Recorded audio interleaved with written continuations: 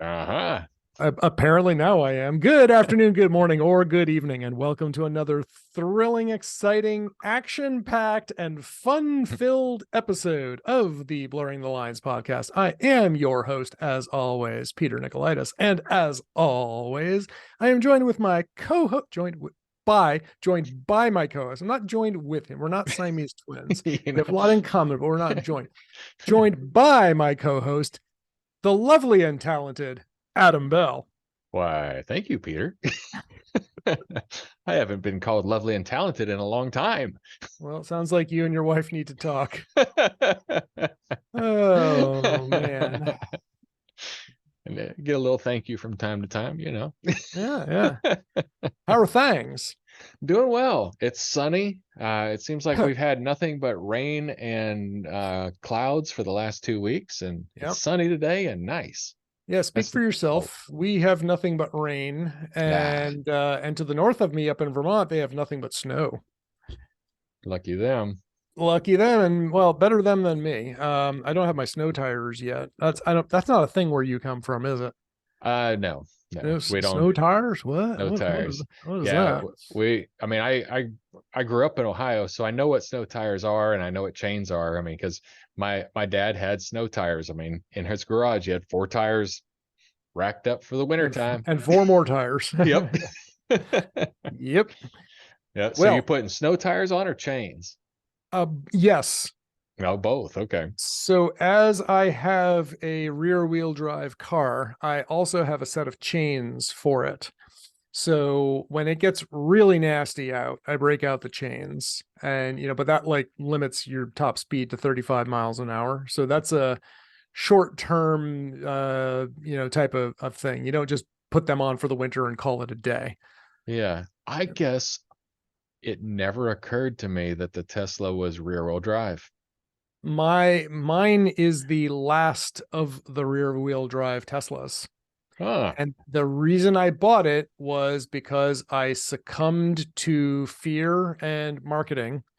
There was a time during I forget, it was late 2017, and the rumor was that Congress was going to repeal the electric vehicle tax credits at the end of the year.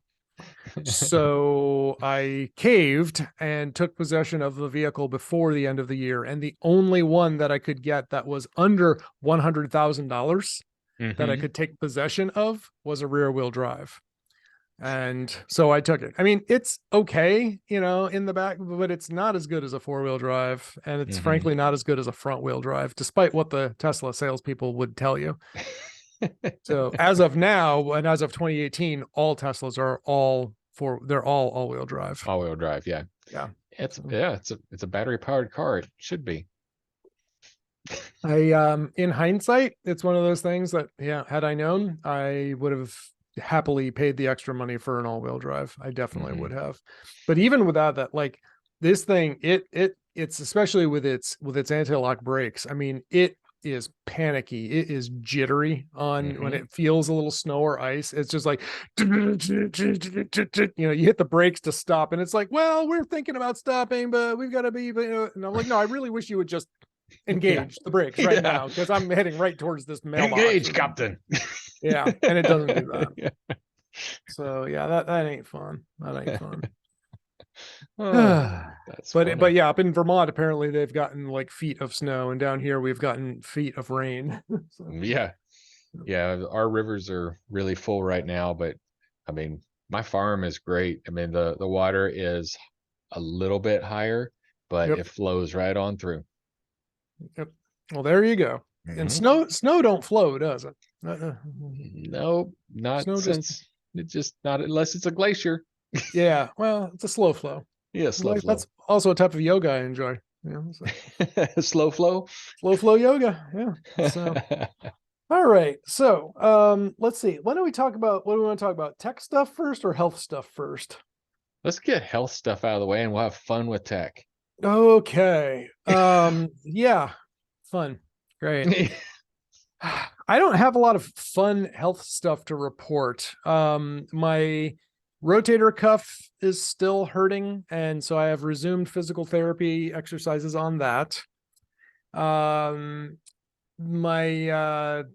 I've, as part of that too, I have revisited. Now, you and I, for what, 2.5 years? More? 2.5, 3.5. I don't, was it 2019?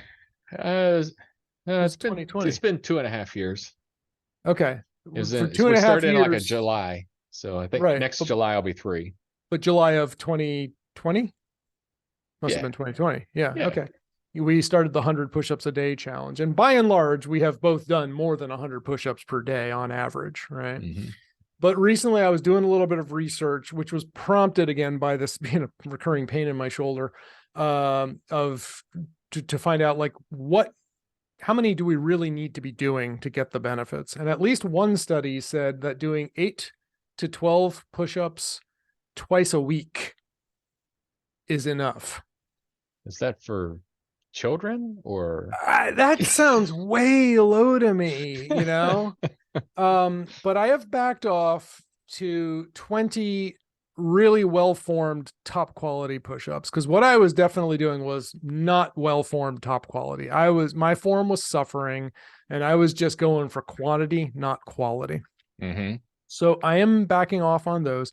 I have not yet resumed doing my pull-ups, which I was really enjoying. That was something I could see and feel the difference on in my upper body.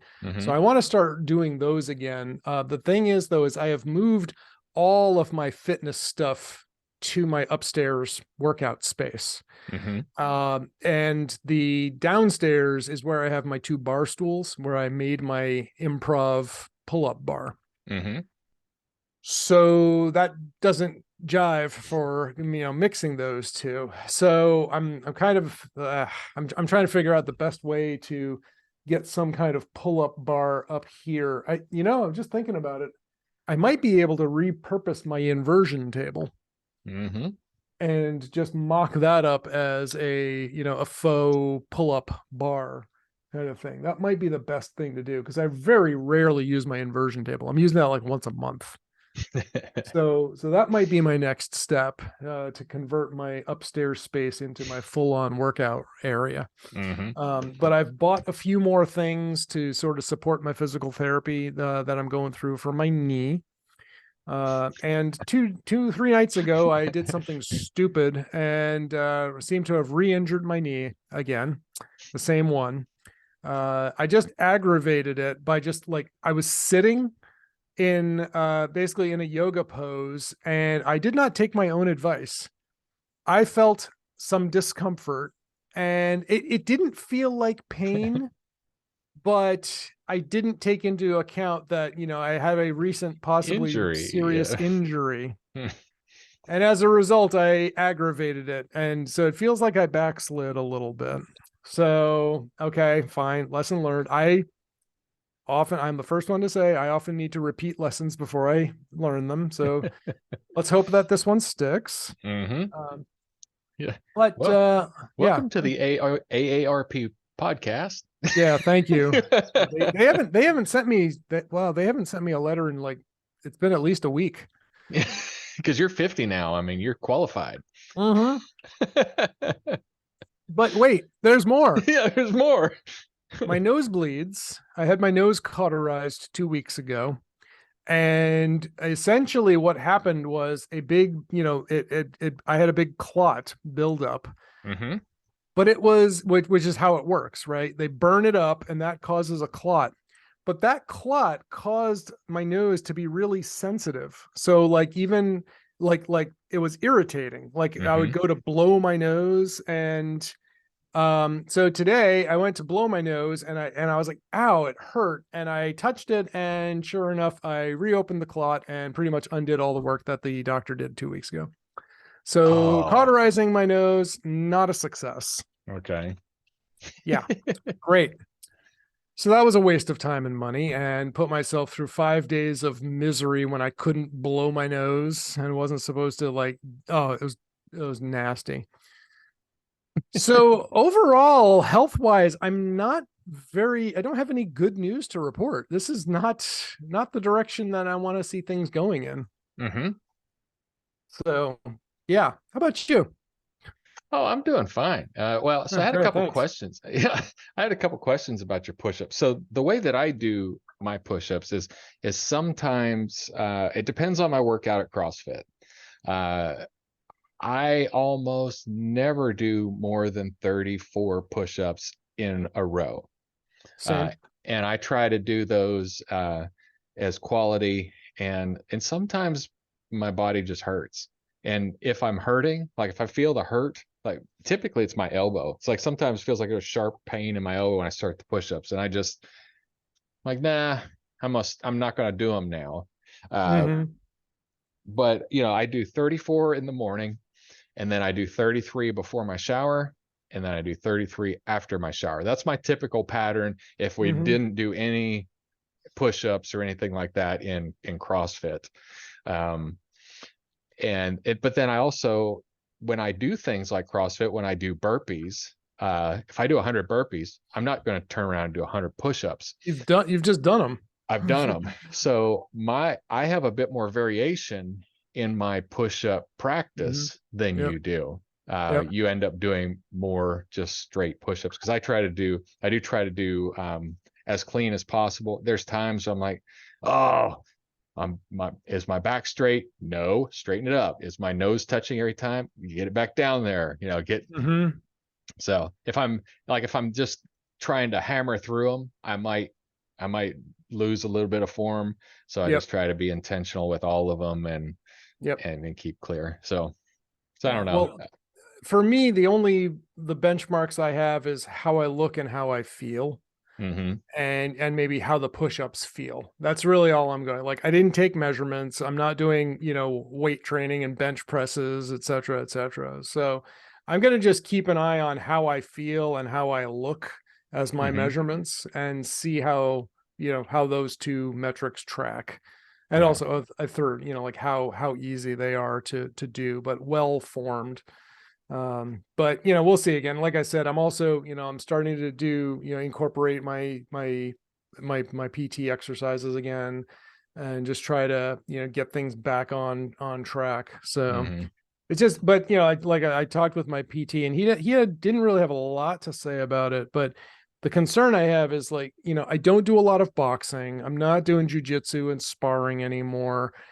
So really the only thing that I'm doing that, that's like active, like, well, yeah, some yoga, but rarely. I don't do a lot of vinyasa and flow stuff Mm-hmm. now. So I would consider what I've been doing, relatively speaking, rest compared to active yoga flows, boxing, Krav Maga stuff all the time, grappling. Those are a lot more arm and shoulder intensive than what I have been doing. Mm-hmm. So I'm like, well, I would think now that it's been 3 years of less activity that things would have gotten better, Mm-hmm. but apparently not, so that's why I'm really taking another look at the push-ups, because it's been 2.5 years of daily, exercise with those, things. And they say if I've been doing those wrong, then it's never going to rest. It's never going to get better. Right. So that's what I'm trying to do now. Do you do any exercise load bearing? Well, I'm doing some now as part of my PT. Mm-hmm. So some of them were doing marches, suitcase carries, farmer carries, stuff like that. And also, last 2 sessions ago, my PT had me hold a 15-pound plate over my head, like military press Mm-hmm. style, and then march with those. Mm-hmm. And that was work, keep the spine straight, chin tucked, belly tucked, things straight up overhead. Mm-hmm. So, and that's something I can do at home with just, with like dumbbells, for Yeah. instance. So I'm going to start doing those. Yeah. So well, since this is an AARP episode, Oh yeah, let's go. you should incorporate load load bearing exercises as part of your regular routine Yep. to maintain your bone density. Yep. Because if you only do yoga, you'll have awesome joints, but you may not have the bone density you need. Bingo. Exactly. So, like this week, CrossFit. I mean, we're always doing load. Like today, I actually didn't do this clean snatches. My back and hips were so tight. I got there, I just did the bike and then stretched. That's what I did for the whole hour. I let Ashlyn work out. But like this week, one of the things that we did is a 100-pound sandbag carry. Over 500 the shoulders, or how do you do that? Actually, this was in the front. It was a front carry. Ooh. So 500 feet. Oh. We do lots of weight bearing things, but CrossFit Farmer Edition. Yeah, I typically like carrying, we usually do the sandbag toss over the shoulder. So picking it up, tossing it over your shoulder. But like this one, we did sandbag taps. So you bring it up to your shoulder, tap, bring it back down. So bring it up to tap, bring it down, and then towed it 50 feet. Did that 10 times. That was fun. Yeah, sounds great. Great. Yeah, so get your bone density up. I'll work on that. Hey, so let's talk about things that we like more. Technology fails. I mean, technology. IT's awesome. IT is awesome. It's awesome. Oh, it's awesome. It's awesome. So Apple updated all the things yesterday. Or the day before, right? Everything. iOS, watchOS, iPadOS, tvOS, macOS, everything got an update. Okay. And the only thing that I have seen as a result, because I haven't been doing my running yet, because I'm not running right now, there are some watchOS running updates. But on Mac, iPad, and iOS, there's a new app called Freeform. And it is a whiteboard, and it has collaboration features. Okay. And that sounds kind of cool, right? Yeah, you sent me something on that. And I was like, what is this? What is Freeform? Well, if you update your iOS, you'll know.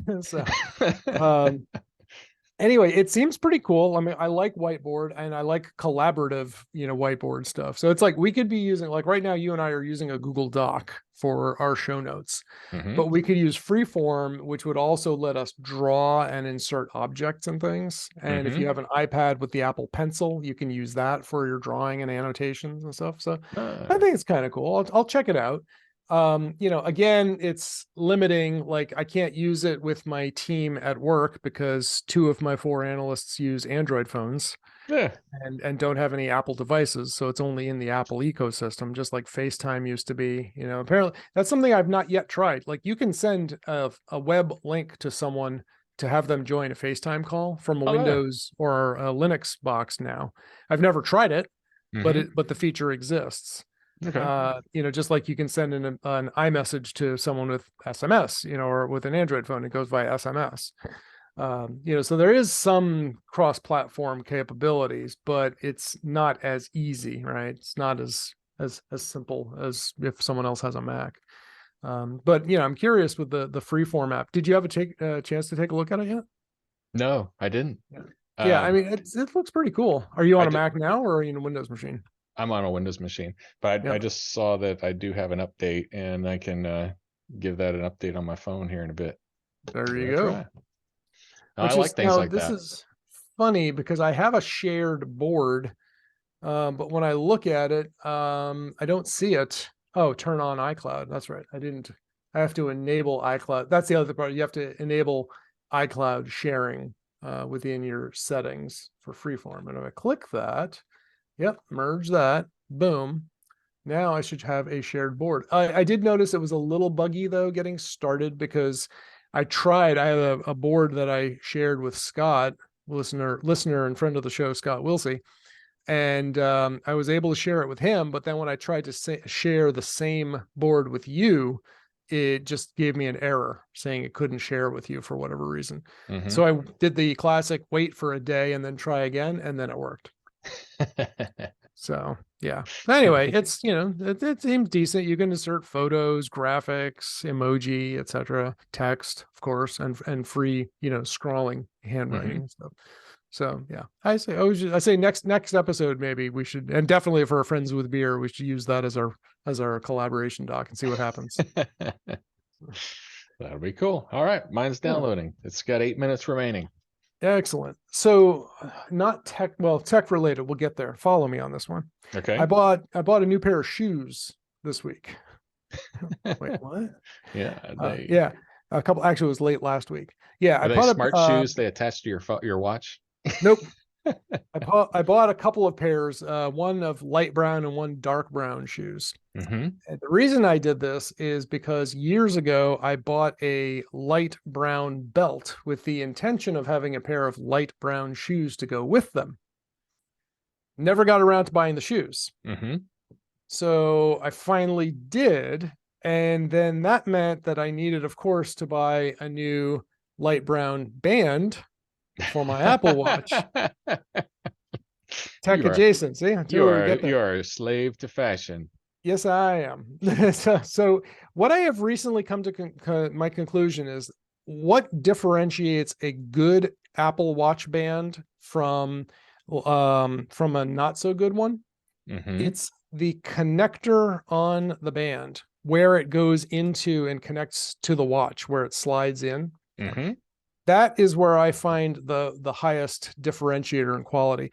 I bought this one. It's genuine leather and it's nice, but the first I've only inserted and removed it about 5 or 6 times. And the first 5 or 6 times, it's very difficult to get the stupid thing in the slider. Mm-hmm. And then it just started working. But like that tooling might be off by like a micrometer or so, Mm-hmm. but it's enough to make it like not go in smoothly. And just the other night in bed, I had a cheap knockoff band. I bought it a couple years ago, and I think it was like $4.99 at the time. Like $5. And it lasted fine. It was pretty much my default band. But while I was in bed, it broke. The little attachment, it's all plastic, right? This one's all metal, so it's hopefully not going to break. But the little plastic piece just snapped off. And I was like, all right, well, before I just go and replace it with something identical, I need to be a slave to fashion here. So let me get something different. So I went with genuine leather, and I do like it. I like the band. I like how it feels. The only complaint I have is like that slider where it catches and it, connects into the watch. It's just a tiny bit off, but it seems to be getting better as I put it, as I use it more. So hopefully that'll have a good plus return. So it was like $20 or so. Yeah. Which I don't think you can get an Apple band now for less than 40 or 50.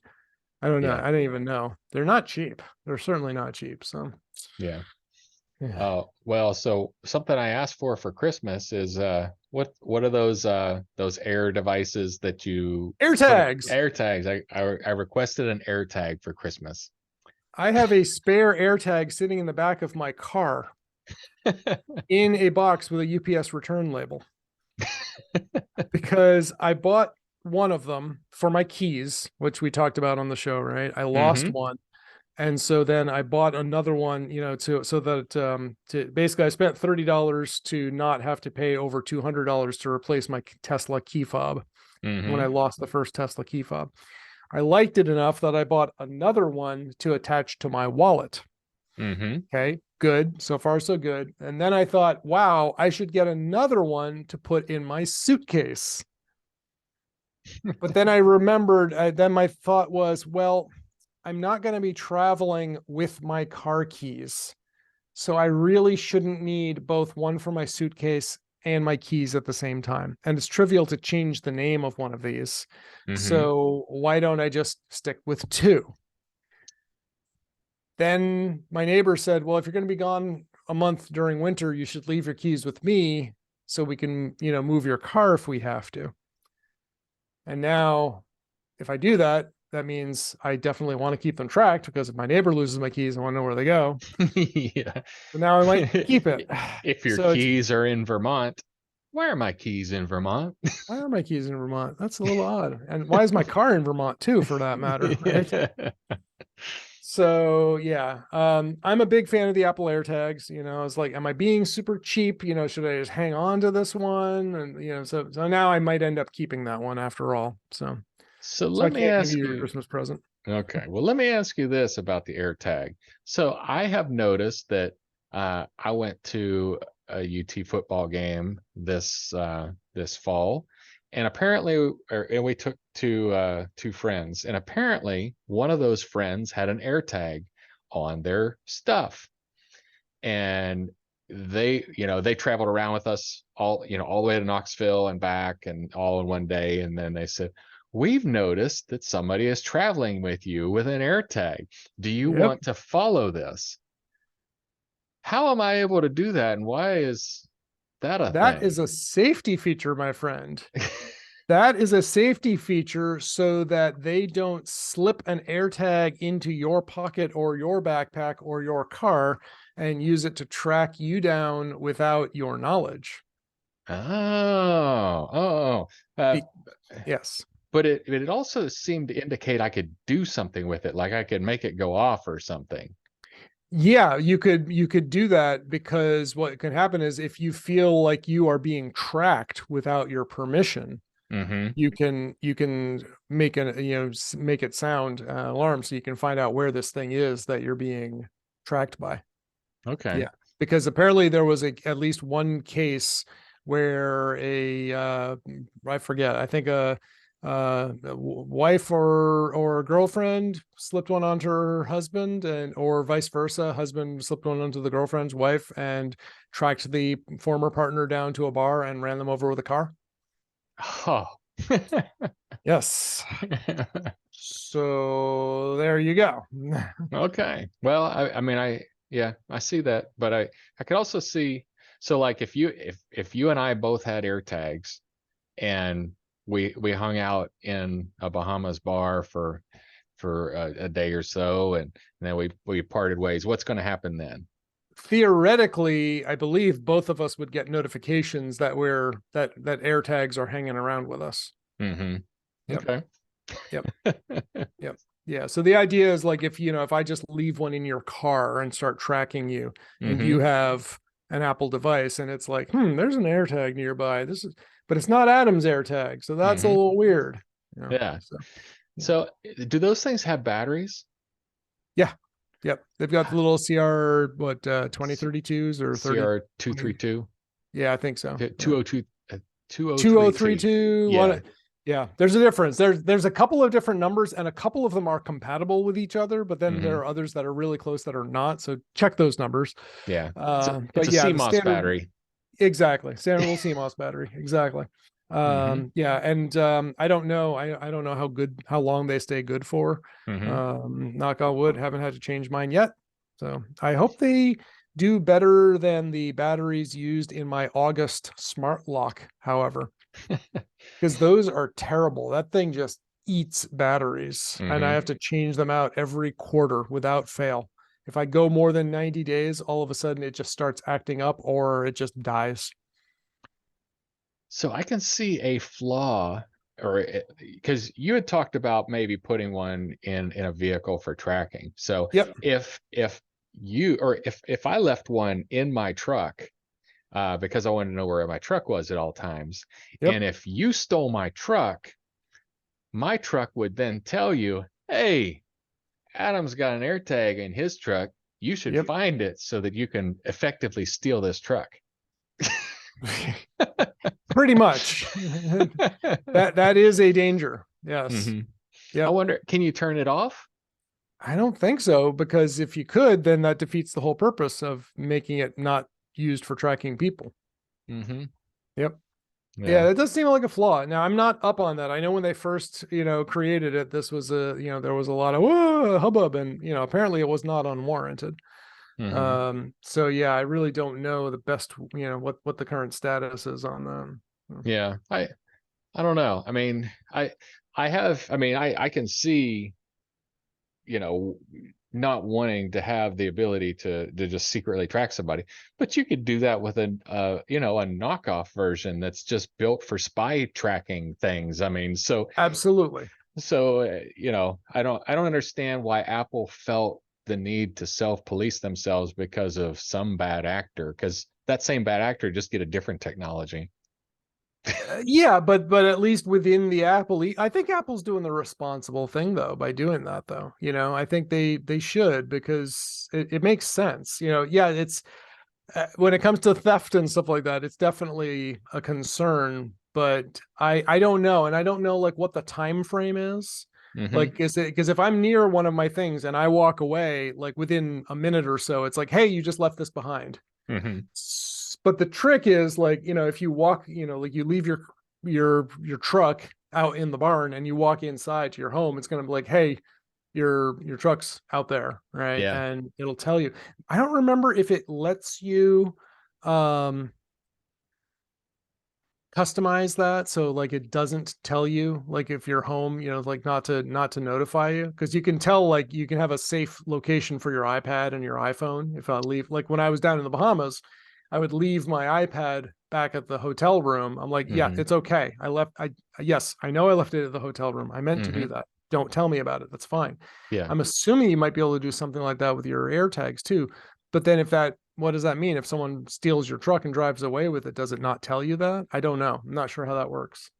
These are all good questions that need answers. Yeah, you're gonna need some answers, because I'm gonna play around with this when I get one, because I've thought about that, just having a simple iPhone, like taking one of my old iPhones and hook it up to permanent power in a vehicle and just leaving it behind the seat to find, because the Find My iPhone on it, I would always find it that way.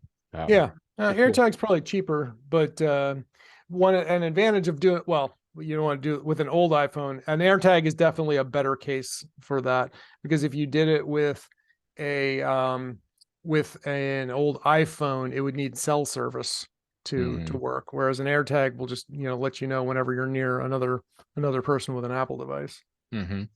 So interesting. Inquiring minds want to know. Indeed. Show chat. All right. So I did have a nifty. Talk to me. Have a nifty. Ooh. Are you familiar with Wattboxes? Yes. We've covered with these. We have Wattboxes. I keep on meaning to set one up in my basement. I have one in my basement. I haven't configured it though. So we roll these out every location now. It's what I put in a firewall, I put in a switch, I put a Wattbox, and I put a UPS. So what is a Wattbox, Peter? Since you seem to know what one is too. Well, we've covered these before. Have we? On this show. Oh yeah. All right, then. You need to search your own Wattbox, but I'll tell you, since we've covered it, I can tell you what a Wattbox is. Wattbox is a smart, it's a smart power supply. I guess it's a smart switch, really. It's not, I don't know. By now, they probably make them with UPSs built in, but I haven't seen those. Essentially, the ones I've used are either 2 or 4 plugs and a network connection. And essentially what it is you set this thing up. It's got a little web interface, and you can power it on or off, reset it remotely. You can also set it up so that if it loses its network connection, it will automatically reboot. That's the best. That is the best. So if you have something where the solution is always, just reboot the router. Yeah, but the thing's 50 miles away. I need to get in the car and drive for an hour, go there, drive home. Wattbox will automatically reboot after a pre-specified timeout. So you set it up to ping google.com. And if it fails the ping for 5 minutes, just send a reboot signal to the power plug that has your router installed on it. And so that's a Wattbox. They are great. They are, the first time you need to use it, it pays for itself. Yeah. No question. Yeah. And I did a search. Last time we talked about the Wattbox was in 2017. So, that's 5 years. It's good to revisit those. It's good to revisit these things. Yes. I assure you, we have very few listeners from then, or we have new listeners who haven't heard this. Right? Yeah. So, never heard that. So given our tens of listeners, I'm sure someone hadn't heard about that yet. But yeah, so we do the same thing. So I've got routines set up just like you described. I ping 3 different websites, and if all 3 of those, they all have to stop working before I kill the modem. Yep. And then because if Google has a problem routing, you don't want to, Google's down, therefore everything's down. Reboot. I think Google's a bad example, but if it's not going to go down. I've never pinged it and not responded. And then I also have a routine where if the switch is unavailable, then it'll power cycle the switch. If my firewall is unavailable, it reboots the firewall. And another smart thing that it does is you can limit how many times it will reboot in a cycle. You can say, after I've tried this recovery routine 3 times, stop doing it, because Yes. you may eventually brick your modem if you just tell it to do it forever. Yeah, just reboot, reboot, reboot, reboot, reboot, reboot. I can see that going poorly. So yeah, I like Wattboxes. They go in, standard. So they're one of my standards. Yep. Sweet. Well, cool. I think we covered just about everything. Yeah. Today was a light podcast. That's okay. Some days we need. I've had a couple of heavy days, so moving to a light podcast to make up for that. I'm totally okay with that. Oh boy. Well, soon we're gonna have to figure out, or I'm gonna have to figure out Mastodon, because the only thing that I know about Mastodon is what I overhear you and Scott say, and yep. So I'm gonna have to get connected somehow. With all of the antics by the world's richest man, I am growing increasingly frustrated by him, and I have no desire to use his social media platform. I also have really no desire to drive a stinking car anymore either, but I also can't, I don't want to replace it right now either. Now is not the optimal time to do that. Although I did hear that like used car prices in general are starting to go back down again now. So I guess that's a sign that, supplies are getting a little bit better. Yeah. Well, it's but funny. I've had this car for 5 years. I aimed to keep it for 10 and I probably will. But you were saying? It's funny. I had a dream the other night that I was in Africa, and I was in Africa driving a Tesla, which was a very impractical car to have in Africa. Yeah, it sounds it. Yeah, because I wasn't like in Africa, like Cape Town or something like that. I was in the Serengeti, the continent of Africa, not the country of Africa, for the listeners that don't know the difference. The country of Africa. The country of Africa. Oh man. I just did think of one thing though. Before people start honking at me and giving me grief for driving a Tesla, I did order a sticker that I plan to put on my car along with my little marathon stickers. And the sticker that I got is in capital letters F**K, E**N, M**K. So there you go. I'll that there's your show title right there. On that note, if people want to get a hold of us, how would they do that, Adam? How would they do that? They don't do that by hitting the big red button. They go to Paradigm Consulting Co LLC.com. Or no, forget that last part. Oh yeah, well, ParadigmCC.com works. YogaWithPeter.com works. Friends with Beers, nope. Friendswithbrews.com works. And you do still have a twit at Nikolaidis and at infosec.exchange.